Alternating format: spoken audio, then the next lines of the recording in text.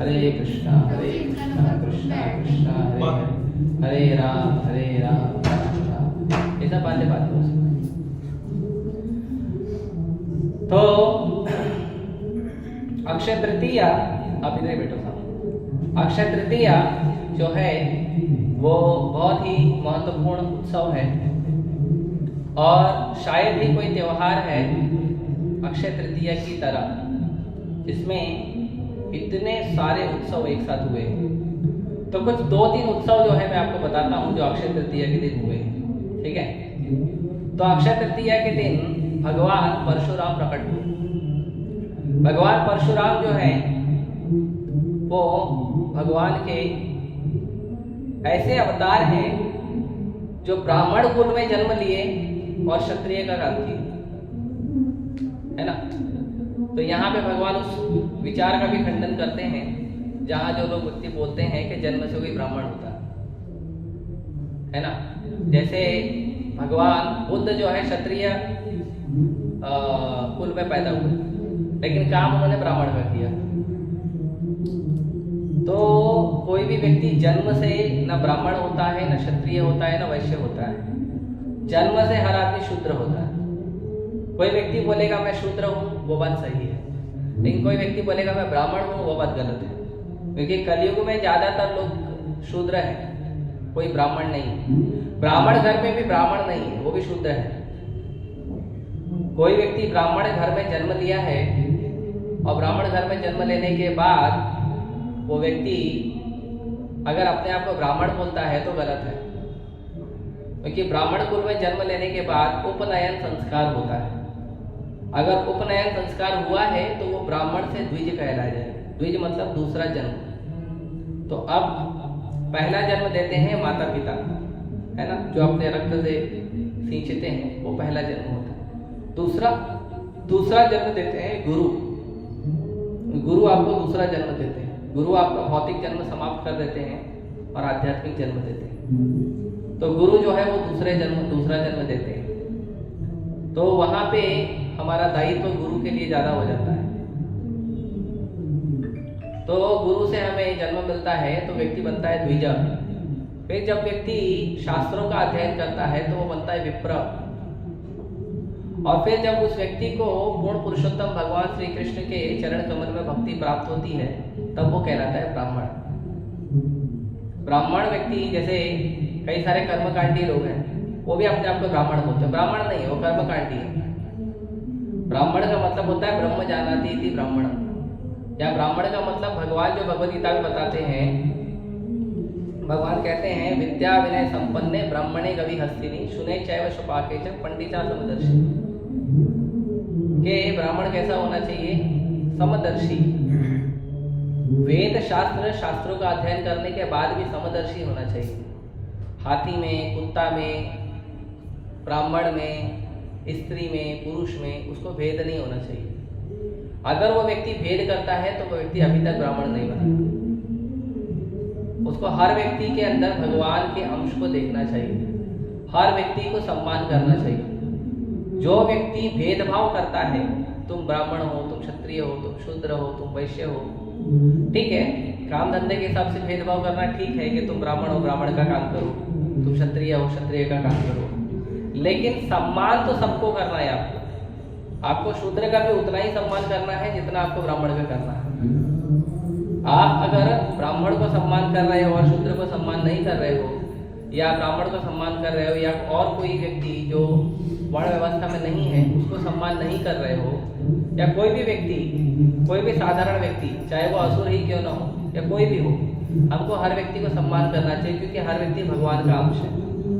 तो भगवान के अंश के रूप में हमको हर व्यक्ति को सम्मान देना चाहिए, ये हमारा पहला कर्तव्य है। तो अगर हम किसी को सम्मान नहीं देते हैं तो हम समदर्शी नहीं। समदर्शी मतलब सबको समान रूप से सम्मान देना। काम धंधा के रूप में हम किसी को अलग देख सकते हैं, लेकिन मुख्यतः सभी को सम्मान देना। कैसे? सबको सम्मान देना क्योंकि वो भगवान का अंश है। इसीलिए असुर कुल में पैदा होने के बावजूद प्रहलाद महाराज महाभागवत है, और ब्राह्मण कुल में जन्म लेने के बावजूद रावण जो है वो असुर है। तो ये जो गुणों से और कर्मों से हम निर्धारित करते हैं कि व्यक्ति को कौन सा पद देना चाहिए। इसीलिए किसी भी व्यक्ति का सम्मान जो है वो अपने मन से नहीं करना चाहिए, शास्त्र के नियम से करना। खिड़की खुली है, बंद करो। तो ये हमको ध्यान रखना चाहिए। तो जो भगवान परशुराम प्रकट हुए थे और वो दिन था अक्षय तृतीय का। अक्षय तृतीय के दिन ही भगवान त्रिविक्रम नहीं, अक्षय तृतीय के दिन ही जो गंगा है, जो भगवान त्रिविक्रम के चरण कमल से के ठोकर से ब्रह्मांड का कवर फटने से जो गंगा स्वर्ग में आई थी, वो गंगा भागीरथ जी के निवेदन पे, उनके प्रार्थना पे, उनकी तपस्या पे प्रसन्न होकर गंगा मैया धरती पे प्रकट हुई थी।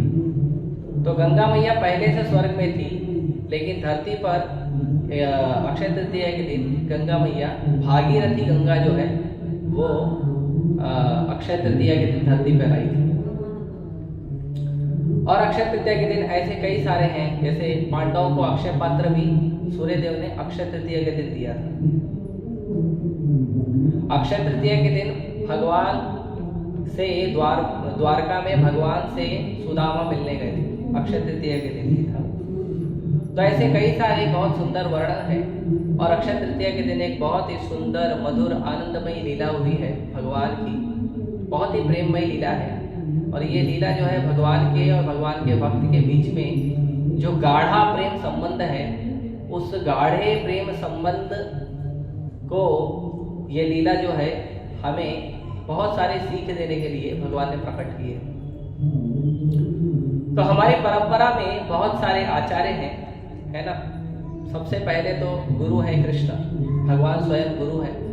उसके बाद दूसरे गुरु हैं, या भगवान के बाद पहले गुरु हैं ब्रह्मा जी। भगवान ने ज्ञान दिया ब्रह्मा जी को, तेने ब्रह्म हृदय आदि कवये।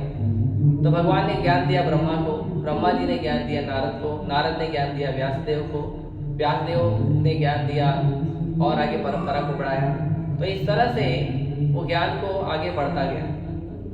लेकिन ये जो ज्ञान था मध्वाचार्य तक, या मध्वाचार्य के आगे श्रील माधवेंद्रपुरी तक ये जो ज्ञान आया था, श्रील माधवेंद्रपुरी तक ये ज्ञान आया था, तब तक इस ज्ञान में प्रेम नहीं था। ये जो भगवान की भक्ति है, इसमें राधा कृष्ण का प्रेम नहीं था। भगवान है, भगवान की भक्ति करना चाहिए, भगवान का सेवा करना चाहिए, यहाँ वहां तक था। लेकिन भगवान का सेवा करना चाहिए और भगवान श्री राधा और कृष्ण की जो प्रेममयी लीलाएं हैं, उसका आस्वादन जो है वो इसमें था ही नहीं। तो सबसे पहले श्री माधवेंद्रपुरी जो गोलोक वृंदावन में एक पेड़ के रूप में भगवान श्री राधा कृष्ण की लीलाओं का आस्वादन करते हैं, वो प्रकट हुए धरती पर। तो श्री माधवेंद्रपुरी जो है वो भगवान की प्रेममयी लीलाओं को प्रकट किया उन्होंने हमारे परंपरा।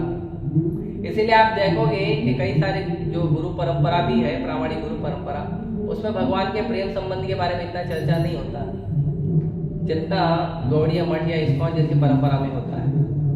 वो इसलिए क्योंकि श्री माधवेंद्रपुरी ने इस संप्रदाय में राधा कृष्ण के जो प्रेममयी लीलाएं हैं, उनको माधवेंद्रपुरी ने हमारे संप्रदाय में प्रकट किया।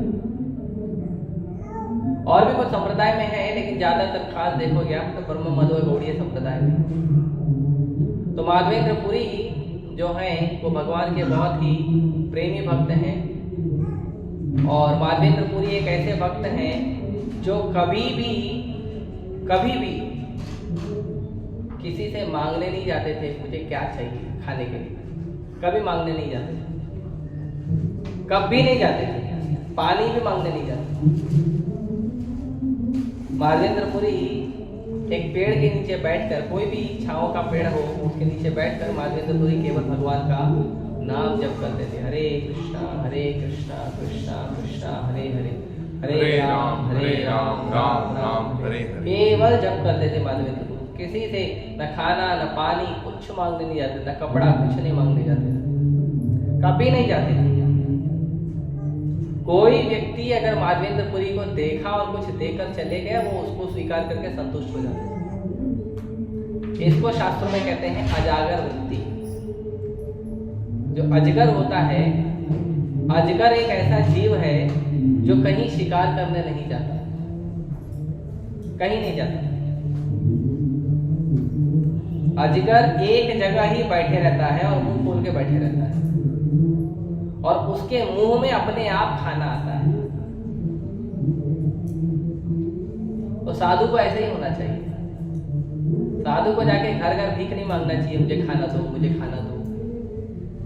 भगवान कुत्ता, बिल्ली, शेर, आपके घर की मकड़ी, आपके घर की छिपकली, आपके घर का खटमल, आपके घर का मच्छर, सबको भगवान पाल रहे हैं, आपको क्यों नहीं पालेंगे? लेकिन ये जो कर्म करने का जो हमारे अंदर जोश होता है ना, ये हमारे अहंकार के कारण होता है कि मैं कर्म करूंगा तो मिलेगा। कई बार लोग कहते हैं, मुझे एक ऑटो वाले बता रहे थे, माता थोड़ा माफ करना, लेकिन एक छोटा सा दोष है माताओं का, तो मैं उजागर करना चाहूंगा। सीख है ये, इसमें सीख है। एक ऑटो वाले बता रहे थे, विरार में रहते हैं प्रभु जी, तो वो प्रभु जी का बहुत गहरा इच्छा है भक्ति करने का, तो वो अच्छे से भक्ति करते हैं अपने घर में। उनके घर में ही उन्होंने ऑटो के अंदर ऑल्टर बना के रखा है। आप सोचिए, ऑटो के अंदर बढ़िया भगवान का फोटो गुरु परंपरा के साथ लगाया है। मतलब अगर वो ऑटो में ही भोग लगाएंगे तो ऑटो में ही जप करना, ऑटो में ही भोग लगाना, ऑटो में ही सोना, उनका ऑटो ही पूरा मंदिर है। इतना सुंदर बनाया उन्होंने, मेरे को तो बड़ा आनंद आया उनके ऑटो में बैठ के। और वो इतने प्रेमी हैं कि उनको पता चला कि मैं विरार से जुहू आने वाला हूँ, तो बोले प्रभु जी आज आप ट्रेन से मत जाइए, मैं आपको ऑटो में छोड़ता हूँ। और मुझे विरार से जुहू मंदिर तक उन्होंने ऑटो में छोड़ा, पैसा नहीं लिया। लगभग 750 रुपए होते हैं, नहीं लिया, 1 रुपया भी नहीं लिया। उल्टे मैं नहीं, एक दूसरे गृहस्थ भक्त उनको दे रहे थे कि प्रभु जी बैठे हैं, आपका ऑटो का पेट्रोल का तो ले लो। बोले नहीं चाहिए, आज पेट्रोल लगने दो भगवान की सेवा। क्या प्रेमी भाव है।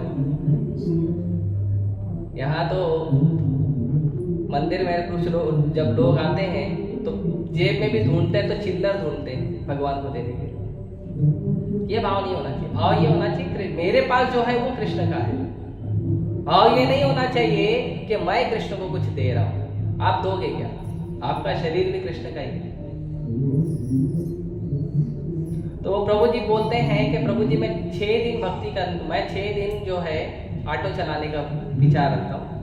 पूरा 16 वाला रोज करते हैं। अब बोलते हैं मैं एक दिन सोचता हूँ कि छुट्टी करके मंदिर में बैठ के सेवा करूँ, लेकिन वही एक दिन मेरी बीवी मेरे को बार बार फोन करती है और बोलती है तुमको ऑटो चलाने जाना चाहिए, तुम क्यों नहीं ऑटो चलाने जाते हो? भगवान का भजन करने से पैसा आएगा क्या घर में? तो उनकी बात, वाइफ जो है वो भक्त नहीं है, तो ऐसा नहीं करना चाहिए। आपको 6 दिन जो रोटी मिल रही है ना, वो कृष्ण की कृपा से मिल रही है। जाओ, कितने घर ऐसे हैं जिसको हफ्ते में 1 दिन रोटी मिल जाती है तो भगवान को धन्यवाद करते हैं। कई घर हैं ऐसे, हम मिलते हैं कई लोगों से। तो हमको ऐसा व्यवहार नहीं रखना चाहिए। पहली बात तो प्रभु जी को पूरा तन्मय होकर भक्ति करना चाहिए, और माता जी को उसको भक्ति में सपोर्ट करना चाहिए। ना कि माता जी लोगों को मैंने देखा है कई बार, कुछ माताएं हैं वो प्रभु जी को घसीट के लेके जाती, नहीं तुम कर्म ही काम करो, गधे की तरह मेहनत करो। नहीं, जो व्यक्ति है, चाहे प्रभु जी हैं, चाहे माता जी हैं, चाहे घर के बच्चे हैं, सब अपना कर्म लेकर आए हैं और भगवान उनके कर्म के अनुसार उनका पोषण करेंगे। और दूसरे, अगर आप उसके ऊपर भक्ति करोगे तब तो सुखदेव गोस्वामी बोलते हैं आप दाय भाग हो, आप भगवान की कृपा प्राप्त करने के उत्तराधिकारी हो।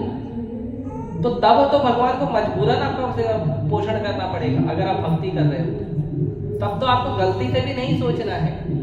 एक छोटी लीला बताता हूँ। चैतन्य महाप्रभु, श्रीवास पंडित को चैतन्य महाप्रभु कहते हैं कि तुम तो गृहस्थ हो, तुमको कमाने जाना चाहिए। तो श्रीवास पंडित बोलते हैं मैं नहीं जाऊंगा। बोलते हैं अरे तुम गृहस्थ हो, तुम्हारे पास बीवी है, बच्चा है, तुम कमाने नहीं जाओगे तो तुम्हारा घर, अब भगवान बोल रहे हैं, भगवान बोल रहे हैं, तुम्हारे पास बीवी है, बच्चा है, तुमको तो कमाने जाना चाहिए। तो श्रीवास पंडित बोलते हैं भगवान सुनिए, मैं ना आपका बैठ के यहाँ पे अपने घर में बैठ के भजन करूंगा। मैं सुबह भजन करूंगा, मुझे ब्रेकफास्ट आया तो ठीक है, नहीं आया तो पानी पी के अपना भजन आगे बढ़ाऊंगा। फिर लंच आया तो ठीक है, नहीं आया तो पानी पी के भजन आगे बढ़ाऊंगा। फिर डिनर आया तो ठीक है, नहीं तो पानी पी के सो जाऊंगा। ऐसा एक दिन होगा, फिर मैं दूसरे दिन भी ऐसा ही करूंगा, फिर मैं तीसरे दिन भी ऐसा ही करूंगा। 3 दिन तक नहीं आया ना तो अपने आप को पत्थर से बांध के परिवार समेत मैं जाके समुद्र में छलांग लगा दूंगा, लेकिन मांगने नहीं जाऊंगा। तो कोई बोलेगा ठीक है, 3 दिन जब पानी पी के, तो चौथे दिन में पानी पी के सोना चाहिए ना, मरोगे क्यों, अपना शरीर क्यों खराब करोगे? तो बोलते हैं इसलिए शरीर त्याग कर दूंगा क्योंकि भगवान ने भगवत गीता में प्रॉमिस किया है कि जो मेरा भक्ति करता है उसको मैं ला कर देता हूँ। तो अगर मैं ज्यादा दिन ऐसे करूंगा तो भगवान की निंदा हो जाएगी, लोग भगवान पे डाउट करेंगे। तो भगवान पे लोग डाउट न करें इसके लिए मैं खुद जाके आत्महत्या कर लूंगा, ताकि भगवान के ऊपर दोष ना लगे। लेकिन भगवान में मांगने नहीं जाऊंगा। तो चैतन्य महाप्रभु कहते हैं कि अगर लक्ष्मी को भीख मांगना पड़ेगा, सौभाग्य की देवी को, तो वो भीख मांगेगी, लेकिन श्रीवास तुम्हारे घर में कभी कमी नहीं होगी। ये चैतन्य महाप्रभु का आशीर्वाद। भगवान भक्तों को बहुत देते हैं। कभी इसके लिए भक्ति करिए आप आनंद में, आपके घर में कभी कमी नहीं पड़ेगा। ये मेरा पर्सनल रियलाइजेशन है, कभी कमी नहीं पड़ता है, कभी नहीं पड़ता है। आपको चाहिए तो किसी दिन मैं अलग से शेयर कर दूंगा, क्योंकि आज कथा लंबी है, इसके लिए नहीं शेयर करूंगा। तो माधवेंद्र पुरी कभी मांगने नहीं जाते थे, हमेशा बैठ के एक जगह बैठ के हरे कृष्णा कृष्णा कृष्णा हरे हरे, हरे राम राम राम हरे हरे, हमेशा जप करते थे। तो एक बार की बात है, माधवेंद्र पुरी गोवर्धन की तलहटी में बैठ के जप कर रहे थे हरे कृष्ण मंत्र। ध्यान से सुनिएगा, ये बहुत इंपॉर्टेंट कथा है। ये कथा ऐसी कथा है कि इस्कॉन में कोई प्रभु जी ऐसे हुए नहीं हैं जिन्होंने ये कथा डिस्कस नहीं की है। कोई भी व्यक्ति इस्कॉन में, सबने ये कथा डिस्कस की है। तो माधवेंद्र पुरी एक बार गोवर्धन के तलहटी में पेड़ के नीचे बैठ के भगवान का नाम जप कर रहे थे। जप मत करिए माता, जप मत करिए, लेक्चर के समय जप नहीं करते हैं, ठीक है? कृपया करके रोक दीजिए, एक्स्ट्रा कर लेना बाद में, मैं आपके तरफ से भगवान से माफी मांगू। तो माधवेंद्र पुरी गोवर्धन की तलहटी में बैठ के जप कर रहे थे, और उनको एक छोटा सा नन्हा सा बालक, बहुत सुंदर, इतना आकर्षक बालक, तो जब वो आया माधवेंद्र पुरी के पास, ग्वाला था, तो माधवेंद्र पुरी बड़े प्रेम से उसको देख रहे थे, इतना सुंदर बालक है।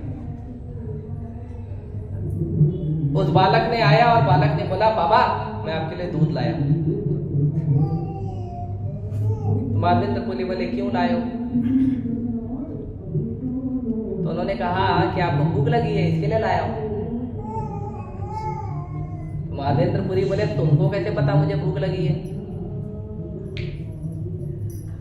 तो बालक ने कहा कि यहाँ पे कुछ माताएं पानी भरने जा रही थी, उन्होंने आपको देखा कि आप थके हो और आपको भूख लगी है, तो उन्होंने मुझे कहा कि आपको दूध ले जाके देने के लिए। और हमारे गांव में कोई भूखा नहीं रहता, हमारे गांव में कोई भूखा नहीं सोता, कोई भी व्यक्ति हमारे गांव में भूखा नहीं रह सकता, इसीलिए मैं आपके लिए दूध लाया हूं।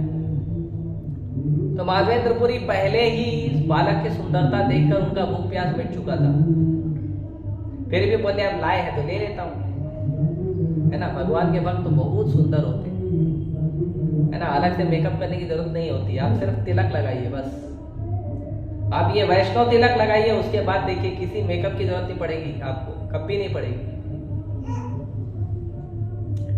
तो माधवेंद्र पुरी ने दूध लिया और उन्होंने बोला, अभी तो मैं जप कर रहा हूं तो अभी नहीं पीऊंगा, थोड़ी देर बाद पीऊंगा। नो प्रॉब्लम, मैं जो मटका है बाद में ले लूंगा, ठीक है, बाद में आना। तो उन्होंने रख दिया दूध, जप किए, दूध पिए, फिर जप करने लगे। फिर उनको भगवान की इच्छा से हल्की नींद आ गई माधवेंद्र पुरी को। बालक तो चले गया, लेकिन वही बालक फिर सपने में आया, और वो बालक बोला कि यहाँ पे कुछ दूरी पे गोवर्धन की तलवाटी में मुझे जमीन के अंदर दबाया गया है और मुझे बहुत गर्मी लग रही है, तो मुझे उसमें से बाहर निकालो और मुझे स्थापित करो, मेरा मंदिर बनाओ। बालक कौन था? भगवान थे। तो महादेंद्रपुरी आंख खोले उठे तो उन्हें बहुत आनंद तो आया, लेकिन बहुत गहरा दुख भी हुआ। आनंद इसलिए आया कि भगवान स्वयं आके दर्शन देके गए, और दुख इसके लिए हुआ कि हमने भगवान से सेवा ली। इसीलिए कभी भी हमको प्रयास करना चाहिए कि हमें सेवा नहीं लेना चाहिए, हमको सेवा। इस संसार में दुख क्यों है पता है? जानते हो इस संसार में दुख का मूल कारण? इस संसार में दुख का मूल कारण है कि लोग सेवा लेना चाहते हैं। लोग संसार में ये देखते हैं कि मुझे क्या मिल रहा है, इसीलिए संसार में दुख है। जिस दिन लोग संसार में ये सोचना शुरू कर देंगे कि मैं क्या दे रहा हूं, उस दिन दुख समाप्त हो जाएगा। हर व्यक्ति को आप देखिए, माता पिता पुत्र पति पत्नी गुरु शिष्य, जिसमें ये भाव है कि मुझे क्या मिल रहा है, गुरु बोलेगा मेरे को शिष्य से क्या क्या मिलता है, उसमें ध्यान देगा तो गुरु दुखी रहेगा। और शिष्य भी यही सोचेगा कि मेरे को गुरु से क्या क्या फायदा मिल रहा है, तो शिष्य भी दुखी रहेगा। पति पत्नी में भी यही संबंध है। सेवा का भाव होना चाहिए, हम सेवा करेंगे, आप सेवा क्यों करोगे? डिमांड नहीं होना चाहिए, सप्लाई होना चाहिए। आजकल लोग डिमांड करते हैं। एक कथा आती है, प्रभुपाद जी बताते हैं रामानुजाचार्य की।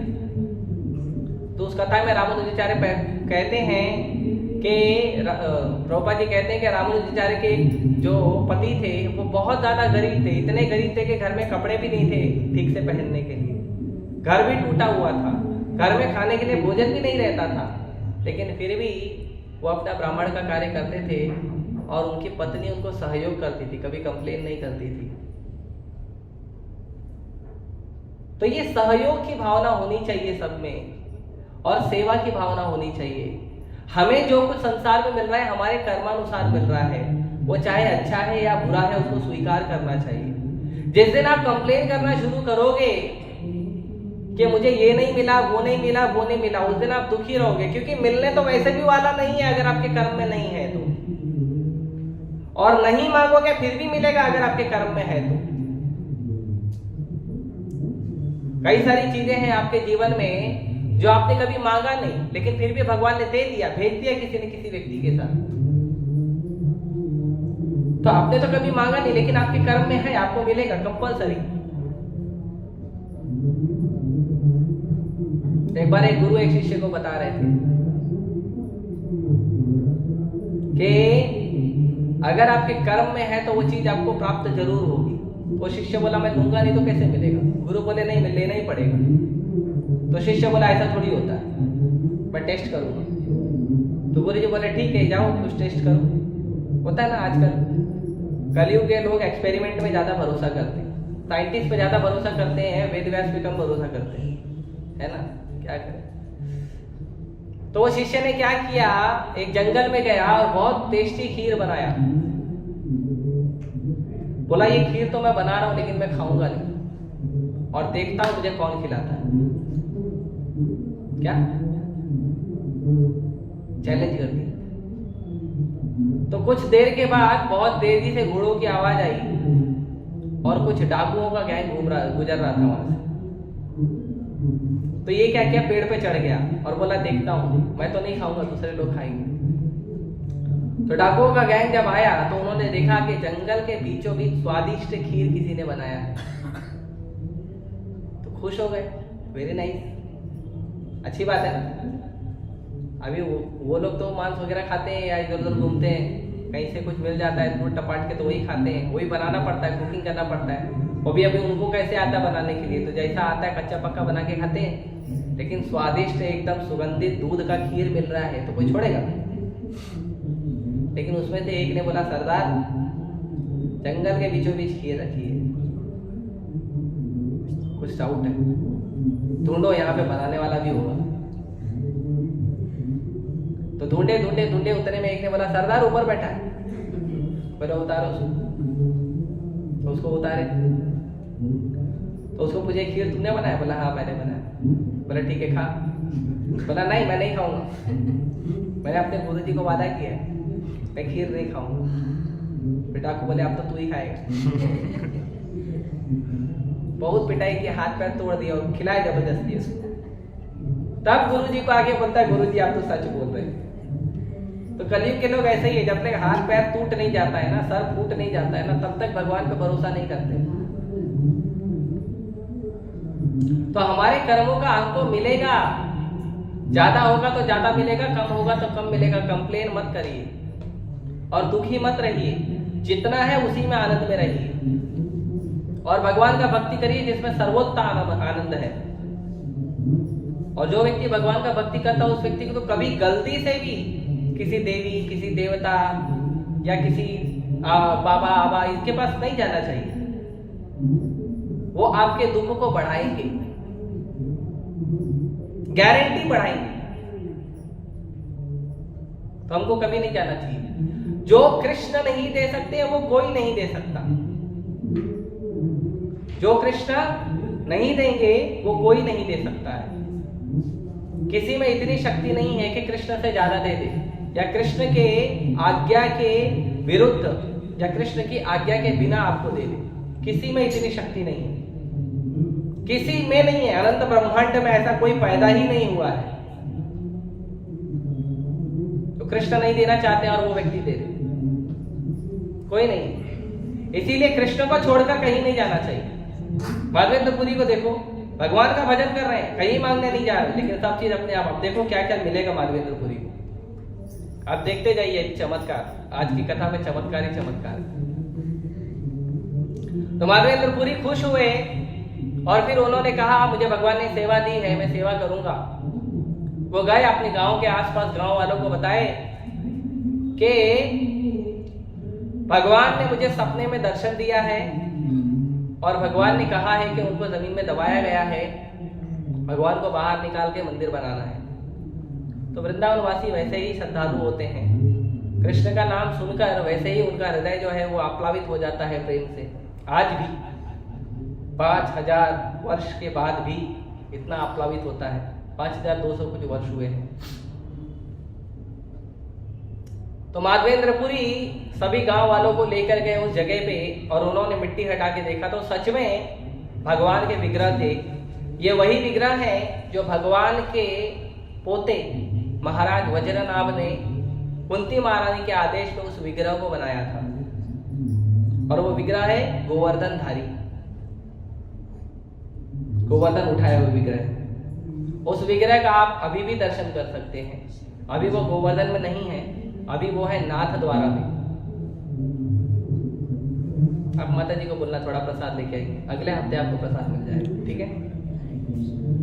अगले हफ्ते आपको भगवान गोपाल जी का प्रसाद मिल जाएगा, श्रीनाथ जी, ठीक है।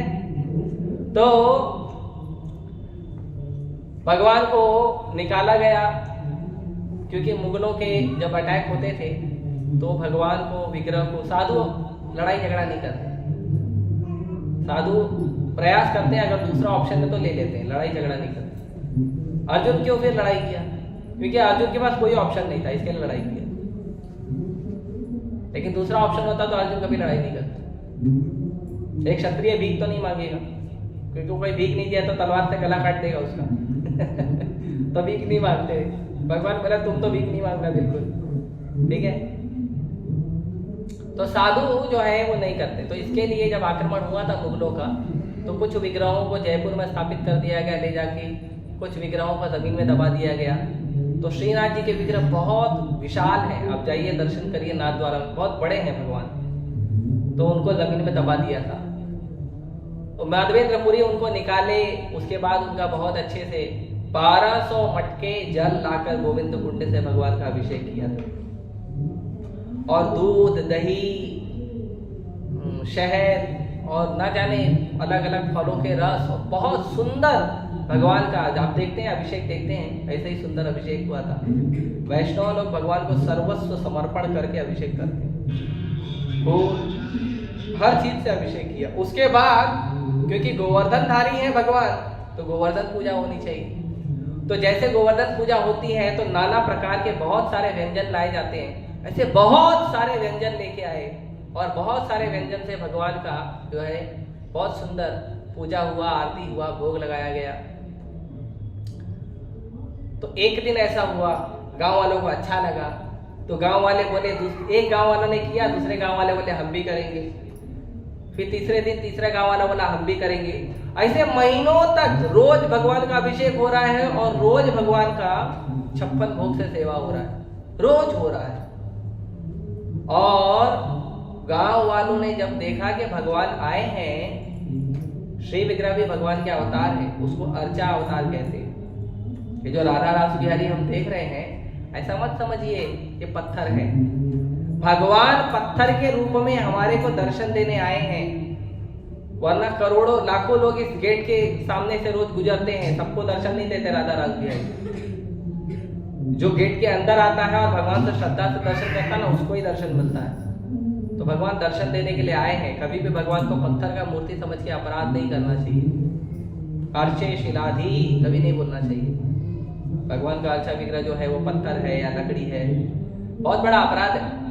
इतना बड़ा अपराध है वो भगवान कभी स्वीकार नहीं करते, ना भक्त स्वीकार करते।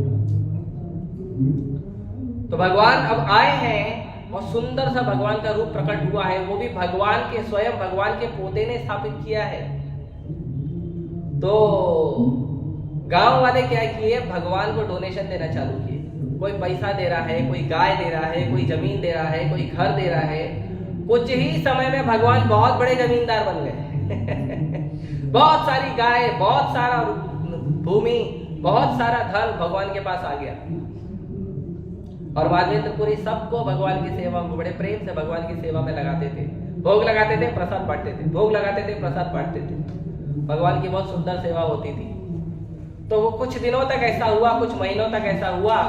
फिर भगवान गोपाल जी ने कहा माधवेंद्रपुरी को कि मैं आपकी सेवा से बहुत प्रसन्न हूँ कि आपने मुझे जमीन से निकाला, मेरा अभिषेक किया, मुझे भोग खिला रहे हो, मैं बहुत प्रसन्न हूँ। लेकिन मुझे अभी भी गर्मी लग रही है, मेरा ताप अभी भी कम नहीं हुआ है। तो भक्त बोला बताइए भगवान क्या कर सकता हूं। भगवान ने कहा कि आप जाइए जगन्नाथपुरी। अब उस समय माधवेंद्रपुरी की जो उम्र थी 70 के ऊपर थी, जैसे प्रभुपाद जी की उम्र 70 के ऊपर थी, फिर भी गए थे अमेरिका। किसके लिए? किसके लिए अमेरिका गए थे? मिलने गए थे किसी से? हमारे लिए गए थे, भारत के लोगों के लिए गए थे अमेरिका।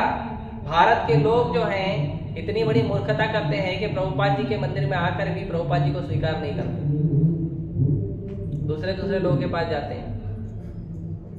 और प्रभुपाद जी 70 साल की वृद्ध आयु में हमारे लिए अमेरिका गए और पूरे संसार में कृष्ण भक्ति का प्रचार करके संसार भर के भक्तों को भारत ले आए ताकि हम भक्ति कर सकें। और हम लोग भक्ति नहीं करते, ये बड़ा अच्छा नहीं है। दुर्भाग्य है उनका जो मंदिर में आके भी भक्ति नहीं करते। प्रभुपाद जी ने कितना मेहनत किया। आप जिस दिन 70 साल की उम्र में होगे उस दिन आप सोचना मैं अमेरिका जाके कृष्ण भक्ति का प्रचार करूंगा। पहली बात तो तब तक टिकोगे कि नहीं वो डाउट है। 70 के पहले आपको 75 हो चुका रहेगा, भगवत धाम जा चुके रहोगे आप, पहले तो वो डाउट है।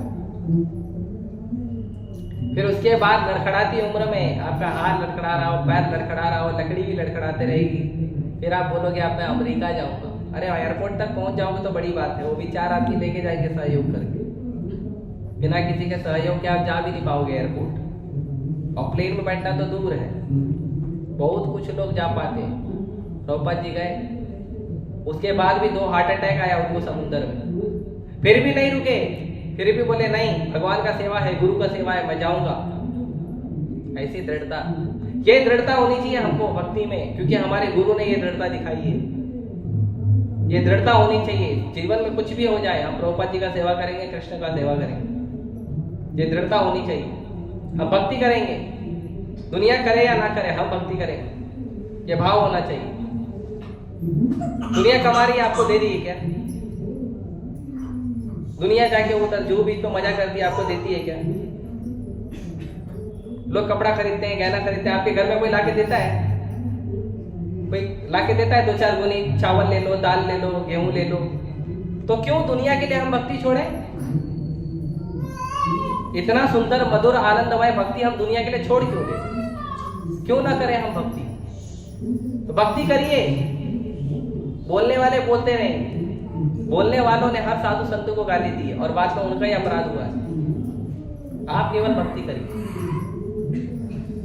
तो प्रभुपाद तो बारवेंद्रपुरी जो है वो चले गए, निकल गए भगवान को, लेकिन निकलने के पहले माधवेंद्रपुरी ने क्या किया कि वहाँ के जो लोकल ब्राह्मण हैं उन लोगों को वैष्णव ब्राह्मण की दीक्षा दी और भगवान की अर्चा विग्रह सेवा का ट्रेनिंग दिया।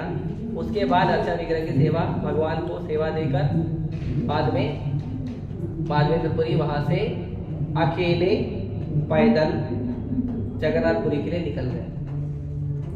अभी भी अगर आप वृंदावन से जगन्नाथपुरी जाना चाहते हैं तो कम से कम ट्रेन से आपको 36 घंटे लगते हैं, 36 से 40 घंटे लगते हैं अभी अगर जाऊंगा। और माधवेंद्रपुरी पैदल गए वृंदावन से जगन्नाथपुरी 70 साल की आयु में।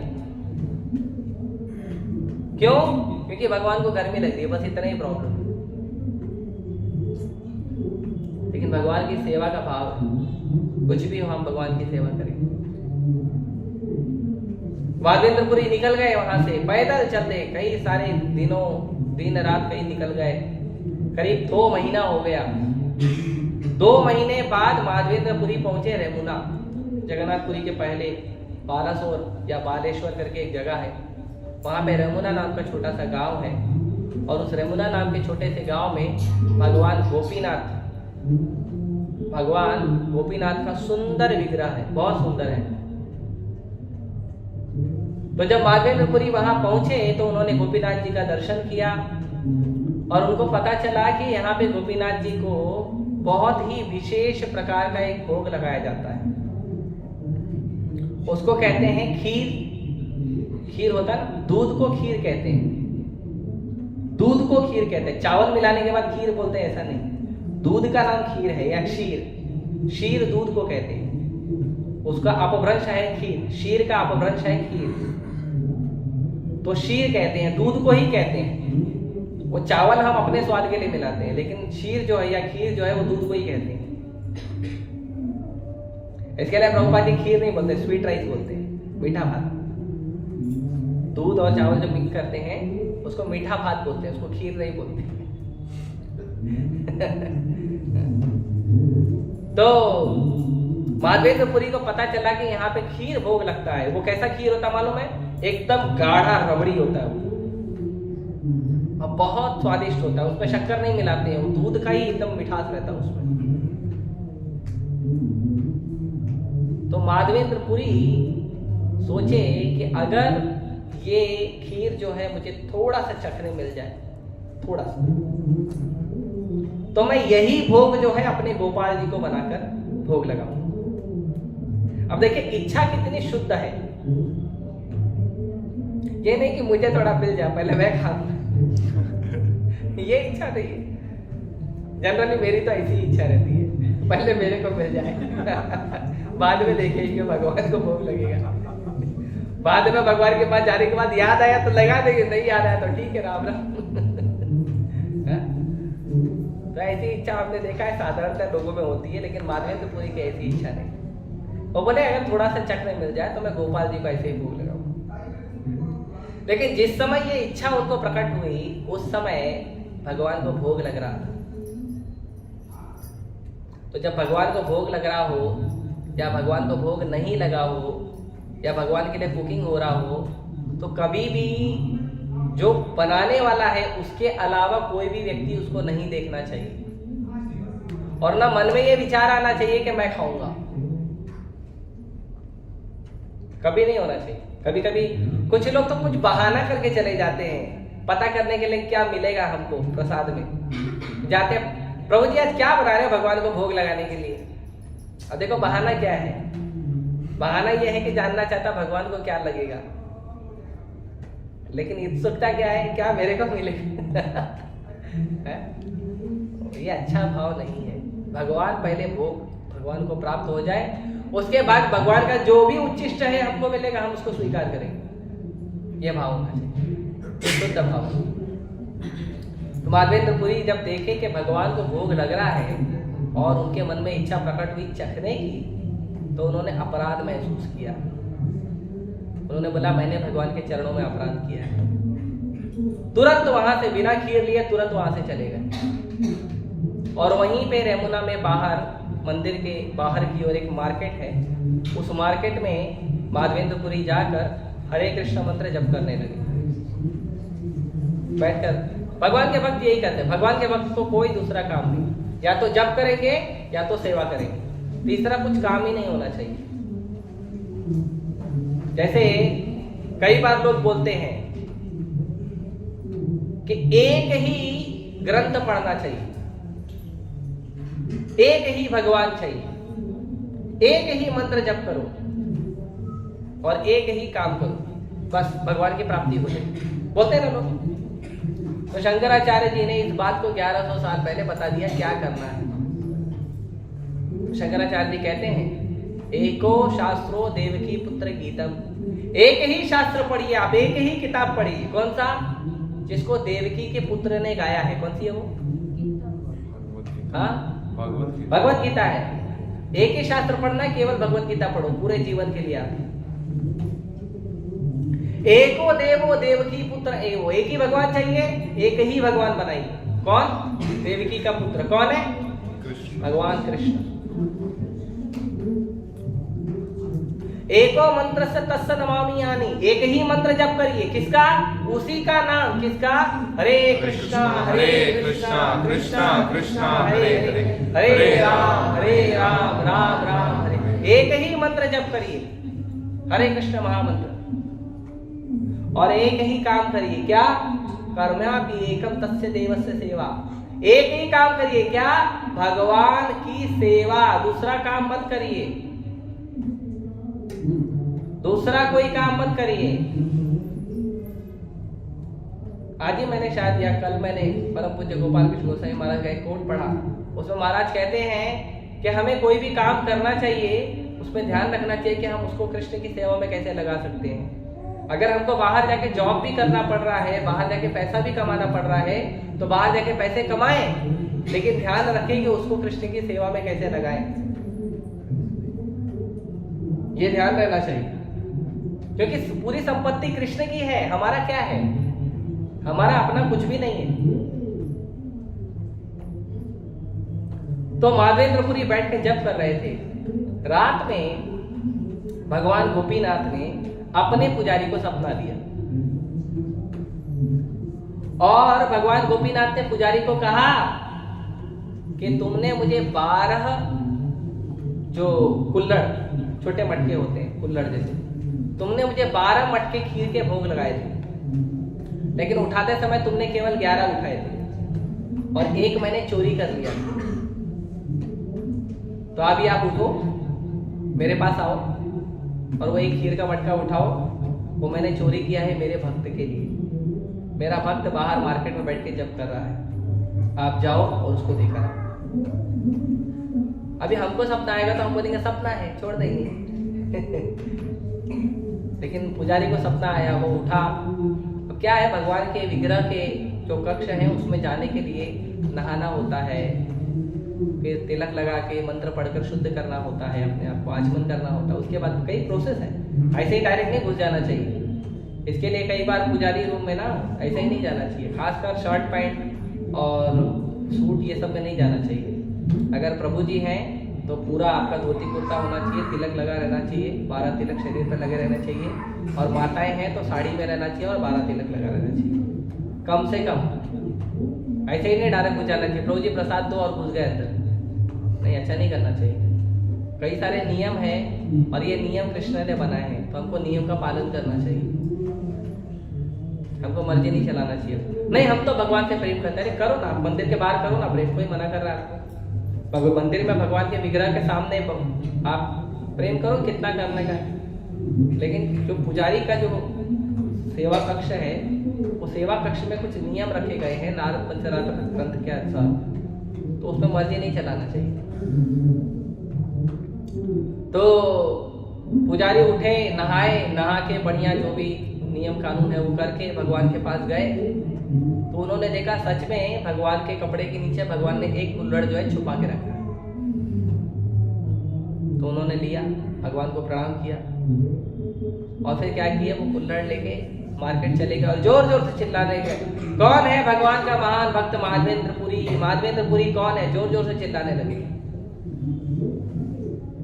तो माधवेंद्रपुरी बोले, यस मैं हूँ माधवेंद्रपुरी, क्या हुआ बोलिए।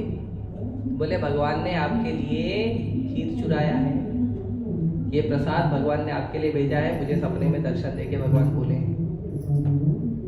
तो माधवेंद्रपुरी बड़े प्रसन्न हुए, फिर दुखी भी हो गए। प्रसन्न इसलिए हुए क्योंकि भगवान का प्रसाद मिल गया, जो चाहिए था वो मिल गया। दुखी इसके लिए, देखो इसके लिए भगवान को मेरे कष्ट करना पड़ा। फिर बोले, यहाँ पे रुकना अच्छा नहीं। क्यों? क्योंकि अभी यहाँ पे रुकूंगा, सुबह तक हल्ला हो जाएगा कि ये देखो महान भक्त है, महान भक्त है।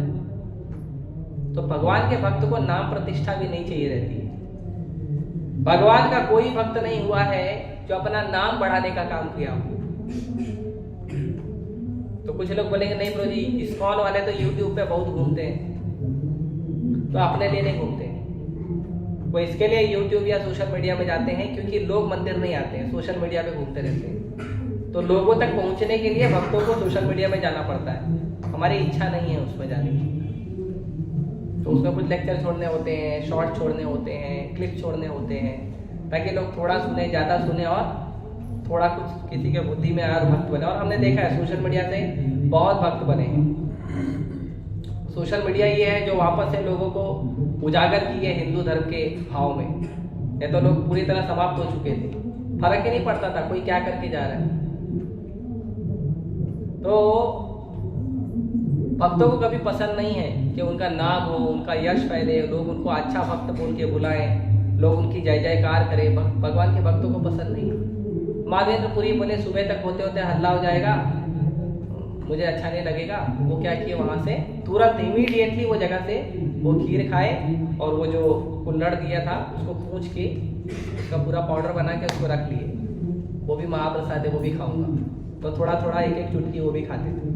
पहले के लोग मिट्टी उट्टी खाते थे, अभी के तो पता नहीं, इतने ज्यादा सोफिस्टिकेटेड है, मारवाड़ और वाले घूमते हैं, ज्यादा बीमारी अभी पकड़ रही है। पहले के लोग मिट्टी उट्टी में खेलते थे, कुछ बीमारी नहीं पकड़ती थी। मेरे पिताजी बताते हैं कि गांव में चलते थे, कहीं भूख भूख लग गई ना, तो किसी के खेत से गाजर मूली उखाड़ के उसको ऐसे ही हाथ से थोड़ा साफ करके खा लेते थे। कोई साबुन वाबुन नहीं लगाते थे, कुछ तो क्लीन नहीं करते थे, ऐसे ही, और बोलते कोई बीमारी नहीं पकड़ती थी। अभी तो इतनी सफाई हो गई है, इतनी सफाई हो गई, इतनी सफाई हो गई कि बीमारी सफाई से आ रही है। बताइए, सैनिटाइजर लगा लेते हैं लोग, फिर भी बीमारी आ जाती है। तो माधवेंद्रपुरी जो है वो मिट्टी को भी रख लिया, बोले वो भी थोड़ा थोड़ा खाओ। और माधवेंद्रपुरी भी वहां से तुरंत निकल गए, लेकिन बिना फेसबुक के, बिना व्हाट्सएप के, बिना इंस्टाग्राम के, बिना गूगल के, वो खबर इतनी तेजी से फैली कि माधवेंद्रपुरी जब तक जगन्नाथपुरी पहुंचे उसके पहले सबको पता चल गया कि यही हो वो महान भक्त जिसके लिए भगवान ने खीर चुराया। पहले ही पता चल गया, पहले ही माधवेंद्रपुरी का बड़े प्रेम से आदर सत्कार करते हुए जगन्नाथ भगवान के पास ले गए, भगवान का दर्शन हुआ। फिर मंदिर के लोगों ने उनको चंदन दिया और कर्पूर दिया, चंदन और कर्पूर। तो चंदन पीस के कर्पूर मिला के भगवान के शरीर में लगाएंगे, जिससे भगवान को जो है ठंडक मिलेगी। तो माधवेंद्रपुरी को दिया गया, माधवेंद्रपुरी लिए। अब देखो, जाते समय माधवेंद्रपुरी अकेले थे, लेकिन भगवान का अरेंजमेंट है ऐसा। भगवान जब आपकी परीक्षा लेंगे ना, तो बहुत कठिन परीक्षा लेंगे। आपको लगेगा मेरे साथ कोई नहीं है, मैं अकेला हूँ, इतना बड़ा सेवा कौन करेगा, हम दुखी हो जाते हैं। माधवेंद्रपुरी दुखी नहीं, उनको भगवान पर भरोसा है, भगवान देखे करके। तो जब वो वहां पे पहुंचे, जब वहां से लकड़ी और चंदन लेकर आ रहे थे, चंदन और कर्पूर लेकर आ रहे थे, तो जगन्नाथपुरी के भक्तों ने क्या किया, माधवेंद्रपुरी के साथ 2 आदमी गाड़ी, उस गाड़ी में चंदन की लकड़ी, कर्पूर सब देके और साथ में एक पेपर देकर भेजा, tax paper, tax free paper. जैसे अभी भी आप टोल नाके पे जाओगे तो आपको कुछ न कुछ टोल भरना पड़ता है। तो उस समय भी जो मुगलों का राज था, तो मुगल लोग क्या करते थे, टैक्स लेते थे। अगर आपने कुछ सामान खरीद के लाया है किसी दूसरे राज्य से, तो राज्य पार करते समय टैक्स लगता था। तो मुगल लोग जो है टैक्स लेते थे।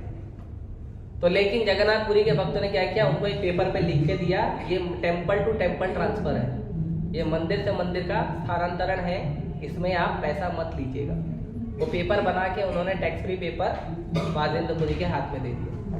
फिर माधवेंद्रपुरी वहां से आए रेमुना, रेमुना आए वापस भगवान का दर्शन करने के लिए। तो तब पुजारी ने क्या किया, पहले ही खीर निकाल के रखा था लेकिन क्योंकि भगवान ने खीर चुराया, इसके लिए गोपीनाथ जी का नाम चेंज हो गया। पहले भगवान को गोपीनाथ भगवान बुलाते थे, अभी बुलाते खीर चोर गोपीनाथ। पता ही है पूरी सृष्टि तो भगवान की है, लेकिन फिर भी भगवान को चोर बोलते हैं। अब ये मेरा मोबाइल पे रखा हुआ है, रिकॉर्डिंग हो रहा है, अब ये रखा हुआ है, अब थोड़ा समय के बाद लेक्चर में उठा लूंगा तो मेरे को चोर बोलोगे? नहीं, भगवान को ही भोग लग रहा, भगवान का ही प्रसाद है, भगवान को चोर बोल दिया। नहीं, भगवान को अच्छा लगता है। कोई भगवान को चोर बोलता है, कोई नटखट बोलता है, भगवान को अच्छा लगता है। भक्तों का सारा शब्द, भक्तों की गाली भी भगवान को अच्छी लगती है। और जो भक्ति नहीं करते ना, उनका गुणगान भी भगवान को अच्छा नहीं लगता, सुनते ही नहीं है भगवान। करते रहो तुम लोग, इसके लिए आप भगवान की भक्ति करिए, हरे कृष्ण मंत्र जप करिए। क्योंकि जो कर्मी होते हैं, जो भक्ति नहीं करते, वो भगवान के सामने आते तो क्या करते हैं, थोड़ा सा गुणगान करेंगे, थोड़ा सा कुछ चिल्लर निकाल के जेब से दान पेटी में डालेंगे और अपना लंबा लिस्ट निकालेंगे, 100 रुपए पेटी में डालेंगे और 2 लाख का लिस्ट निकाल देंगे। ये चाहिए, ये चाहिए, ये चाहिए, ये चाहिए, ये चाहिए, ये चाहिए। भगवान को पता है अभी गुणगान करा, पीछे से मांगेगा। तो इसके लिए भगवान सुनते ही नहीं उनका। ठीक है, तू बोलता है, तेरे कर्म में जितना उतना ही दूंगा। देते भक्तों को दे। योगक्षेमम वहां, जो आपके पास है उसकी रक्षा करेंगे भगवान, और जो आपको भक्ति के लिए जरूरी है भगवान ला कर देंगे। आप दुखी मत होइए, आप केवल भक्ति करिए। तो माधवेंद्रपुरी वहां से आए, गोपीनाथ जी के पास, बढ़िया उनका दर्शन हुआ, प्रसाद हुआ।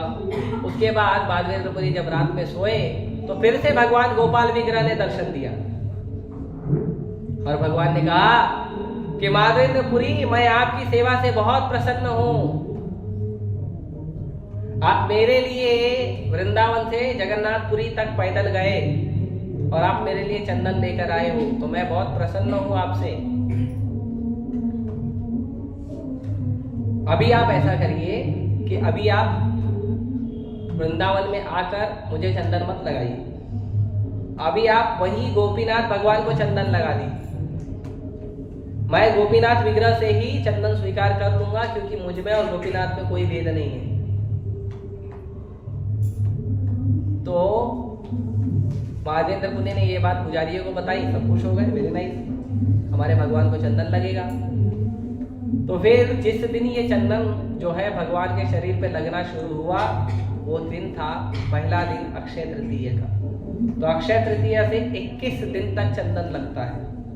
अब 21 दिन तक क्यों लगता है? क्योंकि चंदन उतना ही था ये कोई कारण नहीं है जितना चंदन बचा था उसको खत्म होने में 21 दिन लगे, ठीक है, कोई शास्त्रीय कारण नहीं। कई बार उसमें ऐसा क्यों हुआ? अरे कोई कारण नहीं, चंदन उतना ही था, उतना ही लगा, और होता तो और 2-3 दिन लगता है ना, उतना ही था, ज्यादा चंदन नहीं था।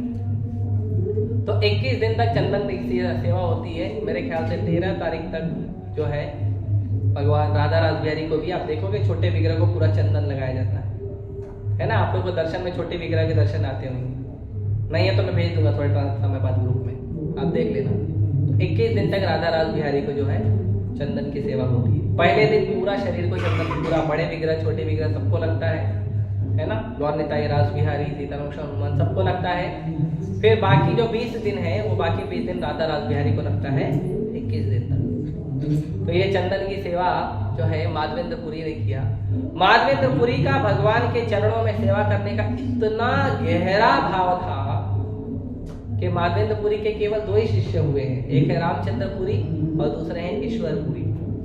तो रामचंद्रपुरी जो है ना, वो ऐसे भक्त, ऐसे शिष्य थे माधवेंद्रपुरी के जो अपने गुरु को ही ज्ञान देते थे। कभी कभी गुरु को समझाते थे आपको ऐसा करना चाहिए। तो एक बार गुरु जो है भगवान के लीलाओं के कथाओं का श्रवण करके आनंद में और वैराग्य के भाव में या विप्रलंब भाव में रो रहे थे, भगवान से विरह का अनुभूति करके कि कृष्ण कब मिलेंगे, कब मुझे वृंदावन का दर्शन देंगे। तो ये रो रहे थे। तो एक बार रामचंद्रपुरी आके बोलते हैं कि अरे आप इतने बड़े भक्त हो के रो क्यों रहे हो, कृष्ण नहीं मिले तो क्या हो गया, ब्रह्म का चिंतन करो। तो माधवेंद्रपुरी ने कहा तुम पहले तो मेरे आंखें सामने से दूर हो जाओ, तुम अच्छे शिष्य नहीं हो और तुम इतना मेरा आज्ञा का बिल्कुल पालन नहीं करते हो, इतने खराब तरीके से आप भक्ति कर रहे हो कि मैं तुम्हारा चेहरा भी नहीं देखना चाहता। तुम्हारा चेहरा देखूंगा तो मेरी सदगति नहीं होगी, दुर्गति होगी। उन्होंने रामचंद्रपुरी को बना कर दिया, अपने से दूर कर दिया। लेकिन उनके जो दूसरे शिष्य थे ईश्वरपुरी, वो बहुत ही अनन्य भाव से सेवा करते थे, बहुत प्रेम से सेवा करते थे, सब कुछ सेवा। इवन जब माधवेंद्रपुरी बेड रिडन थे, जब वो खाट पर सोए रहते थे, उनका शरीर ज्यादा सहयोग नहीं करता था उठने बैठने खाने पीने में, तो पूरा सेवा, नहलाना, धुलाना, खिलाना, कपड़े पहनाना, मल मूत्र साफ करना, सब करते थे ईश्वरपुरी, सब कुछ करते थे। तो माधवेंद्रपुरी ने कहा कि तुम बहुत सेवा करते हो अपने गुरु का, कृष्ण तुमको कृपा करेंगे, कृष्ण तुमको प्राप्त हो। और माधवेंद्रपुरी का ऐसा आशीर्वाद प्राप्त हुआ ईश्वरपुरी को कि ईश्वरपुरी के शिष्य बने भगवान श्री चैतन्य महाप्रभु। बताइए, ये गुरु का कृपा है। इसीलिए हमें क्या मिल रहा है उस पर ध्यान नहीं देना चाहिए, हम क्या दे रहे हैं उस पर ध्यान देना चाहिए। हम कितना ज्यादा से ज्यादा प्राप्त कर रहे हैं उस पर ध्यान मत दीजिए, हम कितना ज्यादा से ज्यादा लोगों को दे रहे हैं, खासकर भगवान को और भगवान के भक्तों को, उस पर ध्यान दीजिए। बहुत तेजी से प्रगति होगा, बहुत तेजी से प्रगति होगा। प्राप्त करने में या चीजें जमा करने में उतना आनंद नहीं है, उसमें लोग दुखी रहते हैं। कई बार लोगों को ये भी दुख रहता है कि ये चीज खरीदा, इसको यूज कैसे करूं। अब कभी कभी जाते हैं सुपरमार्केट में, है ना, पहले का जमाना कैसा था, हर चीज की अलग अलग मार्केट होती थी, तो जो सामान चाहिए वही एक दुकान पे जाके सामान लेके आ जाते थे, तो टेंशन नहीं रहता था। एक सामान लेने गए तो एक सामान ले, अभी एक सामान भी लेने गए तो सुपरमार्केट में घुसते हैं, लेने गए तो एक सामान लेके आते हैं 20 सामान। क्यों? क्योंकि ये ऐसा लगता है इसका भी जरूरत है, फिर शायद वो भी जरूरी है, फिर शायद वो भी जरूरी है, फिर ये भी जरूरी है, करते करते पूरा झोला भर लेते। अब वो लोग तो रखे हैं ताकि आपका मन घूमे और आप 20 सामान खरीदो, लेकिन हमारा मन स्थिर है नहीं, तो हम क्या करते हैं, 20 सामान खरीद लेते हैं। फिर टेंशन ये होता है, खरीद तो लिया, इसको यूज कैसे करूं, तो यूज करने का भी टेंशन रहता है। इसके लिए शास्त्र में बताते हैं कि लोगों को पैसा कमाने में दुख है। दुख तो है ना, मेहनत करना पड़ता है, 10 घंटा 12 घंटा मेहनत करना पड़ता है, मालिक को जी हुजूर बोलना पड़ता है ना। इतना आनंद तो नहीं, ऐसा तो नहीं आपका सुंदर सा चेहरा देख के आपको बोलता है बस स्माइल करो मैं आपको पैसा दूंगा, फिर करता है। मेरे को तो किया नहीं आज से किसी ने। उल्टे लोग पैसा देते नहीं है कई बार काम करने के बाद भी। कितना कष्ट होता है, कितना दुख होता है। तो दुख तो है पैसा कमाने में, पैसा संभालने में भी दुख है। पता नहीं कोई रिश्तेदार मांग लेगा, कोई दोस्त है मांग लेगा, कुछ नहीं तो इनकम टैक्स वाला आ जाएगा, कुछ नहीं तो चोर उचक को पता चले और चोरी करके चले जाएंगे, उसको रखने में भी दुख है। तो रखने का दुख अलग, फिर खर्चा करने का भी दुख है। कहाँ करे कहाँ नहीं करे वो भी दुख है, क्या जरूरी है क्या जरूरी नहीं है वो भी दुख है। लेकिन भक्ति में कोई दुख नहीं, भक्ति कमाने में भी आनंद है, भक्ति में रमने में भी आनंद है, और भक्ति का प्रचार करने में बांटने में भी आनंद है। भक्ति एक ऐसी चीज है दिव्य, दुर्लभ, अदम्य। तो इसके लिए भक्ति करना चाहिए और सेवा करना चाहिए। सभी लोग को प्रयास करना चाहिए कि हम सेवा करें, पूरा ध्यान हमारा होना चाहिए कि हम सेवा करें। सेवा में आपको कहीं कमी होती है, कहीं त्रुटि होती है, तो भी सेवा को कंटिन्यू करिए आप। भगवान भगवत गीता में यहां तक बोलते हैं कि अपना स्वधर्म जो है वो सेवा आपके लिए ज्यादा महत्वपूर्ण है, पर धर्मो भयावह। लेकिन दूसरे का सेवा करना गलत बात है। जो आपका सेवा है आप अपने सेवा को करिए, उसमें गलती भी रहेगा तो भी चलेगा, आपका सेवा है। लेकिन दूसरे का सेवा करने का प्रयास मत करिए, भले आपको अच्छी तरह आता हो। क्यों? क्योंकि दूसरे का सेवा है, वो आपका स्वभाव नहीं है, तो नहीं करना चाहिए। इसीलिए हर व्यक्ति को ध्यान देना चाहिए कि मुझे क्या सेवा मिला है। नहीं है सेवा तो मांग कर लीजिए। सेवा करने समय पर यहाँ पर अवेलेबल रहिए, सेवा पूछ कर करिए, तो जाकर इसका महत्व होगा और हमारा भक्ति बढ़ेगा। इसके लिए भगवान ने भगवत गीता में भी जब कहा, अर्जुन ने कहा कि मैं आपको शरणागति होता हूँ, मैं आपको गुरु स्वीकार करता हूँ, मैं आपका शिष्य बनता हूँ। शिष्यस्ते हम शादी मामतम प्रपन्नम। हे भगवान मैं आपका शिष्य बनता हूँ, आप मुझे शिष्य के रूप में स्वीकार करिए। तो जब भगवान ने ज्ञान देना शुरू किया तो भगवान ने अर्जुन को बताया कि ज्ञान कैसे प्राप्त किया जाता है, गुरु की कृपा कैसे प्राप्त होती है। तो भगवान ने क्या बताया? तद विद्धि प्रणिपातेन परिप्रश्नेन सेवया। भगवान क्या बोले? तद विद्धि प्रणिपातेन, पहले तो पूरी तरह शरणागत हो जाओ। शरणागति का मतलब ये होता है चैलेंज नहीं करना। जो शरणागत है वो चैलेंज नहीं करता, जो चैलेंज है वो चैलेंज करता, वो शरणागत हुआ ही नहीं अभी तक। जो व्यक्ति शरणागत होता है वो चैलेंज नहीं करता है। प्रश्न पूछना अलग होता है और चैलेंज करना अलग होता है। कई बार लोग बोलते हैं नहीं प्रभु जी आप प्रूफ करके दिखाओ ना, क्या बात करते हो? तो हम प्रूफ करते ही नहीं, हम उसको प्रणाम करके चले जाते हैं। लेकिन जो चैलेंज करता है उसको वैसे भी ज्ञान समझ में नहीं आएगा। मैं कॉलेज में पढ़ा था तो एक प्रोफेसर थे, तो वो भगवान भगवान को मानते नहीं थे इतना। तो कई बार जब वो आते थे ना चैलेंज करने के लिए, कई बार प्रेम से पूछते थे तो मैं बता देता था। कई बार जब चैलेंज पूछने आते थे ना तो मैं आसपास गिलास ढूंढता था और गिलास लेके उनके सामने उल्टा करके रख देता था। बोलता था सर अभी ना आप ऐसी परिस्थिति में हो, मैं आपके अंदर ज्ञान डाल नहीं सकता, पहले इसको सीधा करिए फिर बता दो। कभी कभी उनको अपमान महसूस होता था, अरे तुम ऐसा क्यों करते हो मेरे साथ? तो मतलब जो है वो तो बताना पड़ेगा ना। हालांकि बड़े कॉलेज के प्रोफेसर है, लेकिन करें क्या? जब उल्टी बुद्धि लाओगे तो हम थोड़ी समझाएंगे आपको। सबसे पहले प्रणिपाते ना, आपको स्वीकार करना पड़ेगा जो मैं बोल रहा हूं वो सच है, नहीं तो फिर क्या सरेंडर?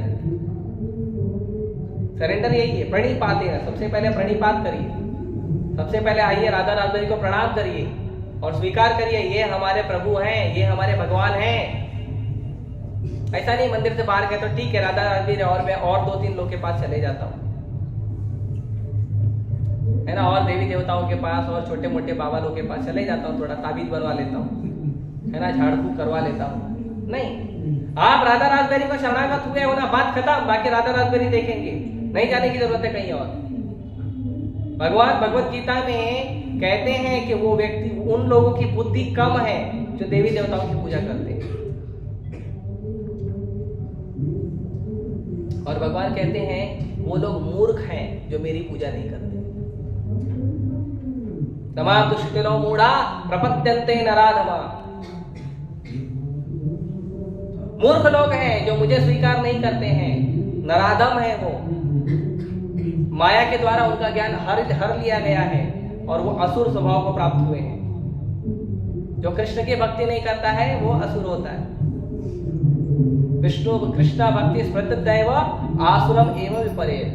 जो भगवान कृष्ण की भक्ति करता है वो देवता होता है और जो भगवान कृष्ण की भक्ति नहीं करता वो असुर होता है। ये शास्त्र का प्रमाण है, हमारा नहीं। ऐसा नहीं कि मैं बोल रहा हूँ, तो बाद में आप लोग मिलेंगे मेरे को, तो जरा साइड में आएंगे। मेरा नहीं है, ठीक है, ये शास्त्रों का बात है, आप लोग ढूंढ सकते हो इस श्लोक को शास्त्रों। तो भगवान की भक्ति करना चाहिए। और कहीं अगर आप कृष्ण के पास आ गए हो ना, मत जाओ कहीं और। कम से कम मैं आपसे वादा करता हूं कि आपको जो आपको जरूरत है ना, सब भगवान पूरा करेंगे। कहीं जाने का जरूरत नहीं पड़ेगा आपको। शुरुआत में थोड़ा परीक्षा लेंगे, लेकिन सब देंगे भगवान। इतना देंगे, इतना देंगे, इतना देंगे कि आप संभाल नहीं पाओगे। ये माधवेंद्रपुरी की कथा 500 वर्ष पहले हुई है, चैतन्य महाप्रभु के प्रकट होने के पहले। अभी भी चैतन्य महाप्रभु ये लीला बता रहे चैतन्य चरितामृत में। भगवान अपने भक्त का गुणगान कर रहे हैं चैतन्य चरितामृत में कि मेरा एक भक्त ऐसा हुआ दुर्लभ। और भगवान बताए ही नहीं, भगवान ने परंपरा में छोड़ दिया। भगवान के सारे भक्त जो हैं, इस्कॉन के गौड़िया मठ के सारे भक्त जो हैं, चंदन यात्रा की लीला को बड़े आनंद से गाते हैं। क्या यश दिया सोचिए माधवेंद्रपुरी को। उनको चाहिए नहीं था, वो तो खाली भगवान का सेवा कर रहे थे ना। क्या यश दिया है। वो तो एक तलाटी में बैठ के हरे कृष्णा मंत्र जप कर रहे थे। गोपाल विग्रह पूरा जमींदार बन के बैठ गया, और पूरा जमींदार बन के दिए किसको? संपत्ति, माधवेंद्रपुरी को। पूरा संपत्ति लेकर वही लगा रहे थे भगवान की सेवा में। तो धन, यश, संपत्ति, ऐश्वर्य सब मिलेगा आपको, आप केवल भगवान की सेवा में रखिए। एक ही ध्यान रखिए, मुझे भगवान की सेवा करना, बाकी चिंता मत करिए। कृष्ण देंगे, इतना देंगे ना संभाल नहीं पाओगे। प्रभुपाद जी के पिताजी कहते थे, गौर मोहन डे, वो कहते थे कि कृष्ण के 10 हाथ हैं। अगर कृष्ण तुमसे कुछ लेना चाहेंगे तो तुम कितना छुपा लोगे? आप ऐसे 2 हाथ से पकड़ोगे तो कृष्ण क्या करेंगे? 2 हाथ से ऐसा गुदगुदी करेंगे, निकाल लेंगे। आप क्या नहीं कर सकते ना, संभाल नहीं सकते ना।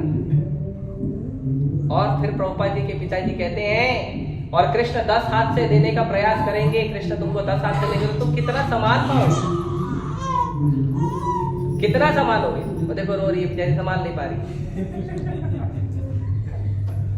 कितना संभाल पाएंगे हम? आपका तो 2 ही हाथ है ना, कृष्ण 10 हाथ से दे रहे हैं। तो कृष्ण सब कुछ कर सकते हैं। प्रभुपाद जी ने कृष्ण के लिए संघर्ष किया। 40 साल भारत में प्रयास किया, 11 साल विदेश में प्रयास किया। शुरुआत में कुछ नहीं मिला। शुरुआत में तो प्रभुपाद जी को कोई सहयोग नहीं करता था। गली गली घूमते थे, मुंबई की गली गली, दिल्ली की गली गली घूमते थे, सड़कों पे घूमते थे, पैसा मांगते थे। वो पैसे से क्या करते थे? ग्रंथ छापते थे, और वो ग्रंथों का एक एक पेपर लेके सड़क पे खड़े होकर बेचते थे। क्यों?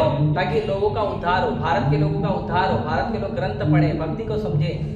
लेकिन भारत के लोग बोलते थे, देखो अमेरिका, देखो लंदन, देखो जापान, देखो पेरिस। प्रभुपाद जी बोले, डोंट वरी, मैं उन लोग को ही लेके आऊंगा भक्त बना के। जब मैं उनको लाऊंगा भक्त बना के ना, तब तुम उनको देखकर भक्ति करना, तुम खुद से तो भक्ति करोगे नहीं। आदत हो गई अंग्रेजों को फॉलो करने की। तो 40 साल प्रभुपाद जी ने भारत में प्रचार किया। 40 साल प्रचार करने के बाद एक भी भारतीय स्वीकार नहीं किया भक्ति को। तो प्रभुपाद जी गए अपने गुरु के आदेश पे अमेरिका में प्रचार किया प्रभुपाद जी ने।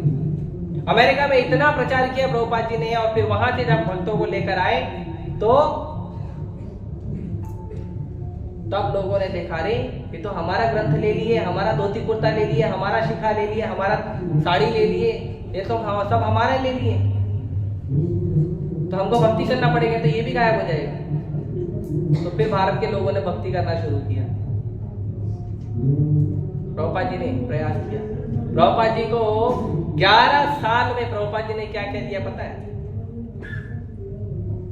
11 साल में 7,000 लेक्चर। कितना? किसी नेता का रिकॉर्ड है क्या? बताना मेरे को। 7,000 लेक्चर, 4,000 लेटर, 80 ग्रंथ, और पूरी पृथ्वी का 14 बार भ्रमण। 14 बार। है कोई नेता, क्रांतिकारी, स्वतंत्रता सेनानी कोई है तो दिखाना मेरे को। 14 बार जिसने पृथ्वी का भ्रमण किया हो, पूरी पृथ्वी का, 70 साल की आयु में। है कोई इतना पावरफुल? और 108 मंदिर, 108 मंदिर। प्रभुपाद जी ने 108 बनाए, उनके शिष्यों ने 800 कर दिया उसको। 2000 सेंटर है, यूथ सेंटर, और बढ़ते ही जा रहे हैं। हर 5 दिन 10 दिन हफ्ते भर में एक नया मंदिर खुल जाता है। अभी 2 महीने पहले कराची में, पाकिस्तान में एक नया मंदिर खुला है। प्रभुपाद जी ने भगवान के लिए निस्वार्थ भाव से सेवा किया। प्रभुपाद जी को अभी भी भगवान दिए जा रहे हैं। जितने मंदिर खुलते हैं भगवान के बाद डायरेक्ट प्रभुपाद जी का विग्रह स्थापित होता है, दिए जा रहे हैं भगवान। कितना चाहिए लो। तो हमको भी केवल भगवान का सेवा का भाव रखना चाहिए। कितना मिलेगा कि आप संभाल नहीं पाओगे। इसीलिए सेवा का भाव रखिए, साधना करिए, भक्ति करिए, और हमेशा प्रयास करिए कि आपके पास कुछ तो कृष्ण का सेवा होना। अरे कुछ नहीं है तो जब आप गा रहे हो तो एक पत्ता ले आओ तुलसी का, एक फूल ले आओ। यहाँ पे भगवान का फोटो है, नहीं तो हम हमेशा रख दिया करेंगे। एक फूल, एक पत्ता, एक अंगूर, एक केला, एक फल ले आओ। कोई तो भी लाओ, भगवान को अपने लिए लाओ। यहाँ पे नहीं तो कम से कम नीचे जाके राधा रासबेरी को चढ़ा दो। एक फूल ले आओ, एक पत्ता ले आओ, एक फल ले आओ, कुछ अन्न ले आओ। 1 रुपया, आपके अनंत धनों में से 1 रुपया, 1 रुपया तो दे सकते हैं ना। देने का भाव रखिए, आप देने का भाव रखिए। आप देखिए आपके हृदय में आनंद हर रोज बढ़ते जाएगा। जो त्याग का भाव रखता है ना, उसके हृदय का आनंद हर रोज बढ़ता है। और जो भोग का भाव रखता है ना, उसके हृदय में हर रोज दुख बढ़ता है। क्योंकि वो हर रोज नया प्लान बनाता है, मैं कैसे भोगूं, मैं कैसे भोगूं, मैं कैसे भोगूं, और मिलता है दुखी होता है। अब मिलेगा कितना, जितना कर्म में है, उससे ज्यादा तो मिलेगा नहीं, तो दुखी होगा। उसने प्लान बनाया था 10, भगवान ने दिया 2, तो 8 के लिए रोएगा।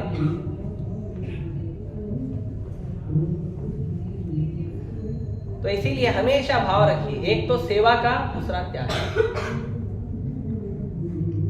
ये भाव रखिए और आइए कथा में आइए, भक्ति करिए और मित्रों को बताइए, प्रचार करिए। जिस प्रकार हम लोग दुखी थे, हम लोगों को कोई ना कोई व्यक्ति ने बुलाया, बताया, यहाँ तक पहुंचाया, उस तरह हमको भी लोगों को बताना चाहिए। हर व्यक्ति प्रचार कर सकता है।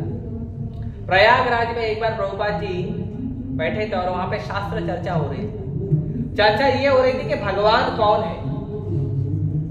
तो कोई बोल रहा था शिव जी भगवान है, कोई बोल रहा था ब्रह्मा जी है, कोई बोलता नहीं गणपति बप्पा है, कोई बोल रहा था नहीं दुर्गा मैया है। तो बहुत सारे साधु आते हैं, लाखों साधु आते हैं, आप जानते हैं कुंभ मेला में। तो बहुत चर्चा हो रही थी। प्रभुपाद जी बैठ के हरे कृष्ण जप कर रहे थे, प्रभुपाद जी चर्चा नहीं कर रहे थे। फिर सब चर्चा हो गई, 2, 2.5, 3 घंटा हो गया। उसके बाद ये निष्कर्ष निकला कि कोई बता नहीं सकता कि भगवान कौन है।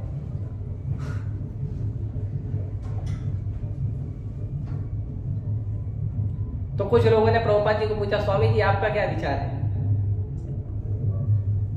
तो प्रभुपाद जी बोले, अरे तुम लोग इतने बड़े बड़े वेदांतिस्ट हो, तुम नहीं बता पाए, हम क्या बता पाए? नहीं आप बताइए, थोड़ा तो कुछ बताइए। प्रभुपाद जी बोलते मैं क्या बताऊंगा, रुको मैं बताता हूँ। तो प्रभुपाद जी के एक विदेशी भक्त की एक छोटी सी लड़की थी, उसका नाम था सरस्वती, 4 साल की लड़की। प्रभुपाद जी बोला सरस्वती इधर आओ। और प्रभुपाद जी ने अंग्रेजी में पूछा, Who is God? Prabhupada ji ने और सरस्वती ने जवाब दिया, Krishna is the supreme personality of God head. 4 साल की। प्रभुपाद जी बोलते क्या फायदा तुम्हारा इतना सब ग्रंथ पढ़ के,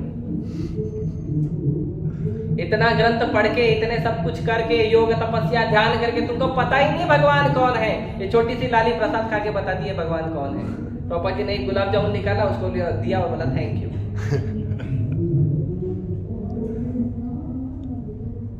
ये ज्ञान है, ये भक्ति है, ये आनंद है, ये आपको दिन रात मिलेगा। आप भजन करिए, सेवा करिए और भगवान के लिए कुछ न कुछ त्याग भी करिए। पहला तो त्याग आप लोग किए हो कि मुंबई जैसे शहर में यहाँ पे 25-30 लोग आके बैठे हैं। आप सोचिए कितनी बड़ी बात है। कोई पब में जाता है, कोई वो भी वीकडेज में, जिस दिन लोग काम करते हैं, हाँ, अब देख लो ट्रेनों को भर भर के देख लो कैसे लोग जाते आते हैं। भगवान, मैं तो उनको देख के भगवान से प्रार्थना करता हूँ किसी दिन ये मंदिर आएंगे कि नहीं। कैसी परिस्थिति है। पशुओं को तो जब कत्ल खाने ले जाया जाता तो उनको जबरदस्ती ठूसा जाता, उनकी इच्छा नहीं होती है गाड़ी में बैठने की, ठूस ठूस के। लेकिन मनुष्य एक ऐसा पशु है जो अपने आप को ठूसता है गाड़ी में, ट्रेन में, बस में, शेयरिंग ऑटो में। एक एक ऑटो में 7-7 आदमी बैठते हैं ना, देखा है ना आप लोगों ने। मैं झूठ बोलता हूँ तो मुझे करेक्ट कीजिएगा, बताइए। लेकिन मंदिर नहीं आते। लेकिन आप लोग ने वो त्याग किया है, आप लोग मंदिर आते हो, तो आप लोग ऑलरेडी भगवान की कृपा पात्र हो। लेकिन इस प्रयास को, इस प्रचार को और आगे बढ़ाइए और लोगों को ले जाके कृपा दीजिए। लोग दुखी हैं संसार में, बहुत ज्यादा दुखी हैं। कई लोगों को तो पता भी नहीं है कि संसार में इस दुख के अलावा भी कुछ और है कि नहीं। उनको लगता बस यही दुख है और यही दुख में जीना है। उनको नहीं पता कि दुख के अलावा दूसरा भी रास्ता है। जाइए बताइए, एक छोटा सा प्रभुपाद जी का 20 रुपए का 10 रुपए का ग्रंथ दीजिए उसको। कुछ नहीं दे सकते, थोड़ा प्रसाद दीजिए उसको। भगवान को भोग लगाओ, प्रसाद, तुलसी, फूल कुछ दीजिए उसको। आइए, नहीं आ सकते घर में बैठिए, प्रसाद खाइए, ले जाके प्रसाद दीजिए, प्रचार करिए। मंदिर नहीं आ सकते, घर में भोग लगा के खिला दो उसको। घर में ले आओ कुछ, आप भोग लगाओ भगवान को और दे दो उसको, प्रचार करिए। प्रचार बहुत महत्वपूर्ण है। और एक बार प्रचार का आपको आनंद लग गया ना, ये प्रचार का एक बार टेस्ट लग गया ना, बहुत भयंकर टेस्ट है। उसके बाद कोई दुनिया में कोई दूसरा नशा आपको छुएगा ही नहीं। एक बार आपको प्रचार का नशा लग गया ना, प्रचार का नशा ऐसा है। कई बार लोग मुझे पूछते हैं कि प्रभु जी अच्छा साधु बनने के पहले आप कुछ नशा करते थे क्या? मैं बोला नहीं करता। क्यों? बोला भगवान के प्रचार का नशा है ही ऐसा। एक नशा कर लो बस, दूसरा नशा की जरूरत ही नहीं। संसार में आपके लिए दूसरा नशा है ही नहीं। न चाय, न कॉफी, न सिगरेट, न दारू, कुछ नहीं। एक नशा प्रचार का, कृष्ण के बारे में बोलो, कृष्ण के बारे में सुनो, कृष्ण के बारे में बोलो। ये इतना आनंदमय है कि इसी में आप रमते रहोगे। कई बार तो हम प्रचार करते रहते हमको बाद में लोग आके बोलते प्रभु जी शायद आपने सुबह से खाया नहीं है। हाँ शायद नहीं खाया, ठीक है, दो कुछ लाके। ऐसा नशा है, प्रचार का नशा। तो प्रयास करिए आप, ठीक है। हरे कृष्णा कृष्णा कृष्णा हरे हरे, हरे राम राम राम हरे हरे। श्री श्री राधा रास बिहारी भगवान के, श्री श्री सीताराम लक्ष्मण हनुमान के, श्री श्री गौनिताय भगवान के, श्री श्री श्रीनाथ जी गोपाल जी भगवान के, श्री श्री खीर चोर गोपीनाथ भगवान के, श्रील माधवेंद्रपुरी के, श्रील प्रभुपाद के। हरे कृष्णा। किसी का कोई प्रश्न है तो पूछिए।